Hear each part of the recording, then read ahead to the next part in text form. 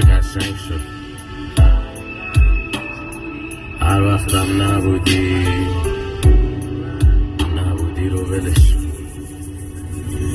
عشقم جونم همه چیزم بزا همه زندگیمو به پات بریزم بزا شاعرشم شعر تو بنویسم بدون من عاشق کسی غیر خودت نیستم عمرم یکی دونم بدون عمرم من تو رو با کسی یکی بدونم کلن انگار با همه فرق داری خب من میدونی فرق تو میدونم هر وقت که بودی همه چی قشنگ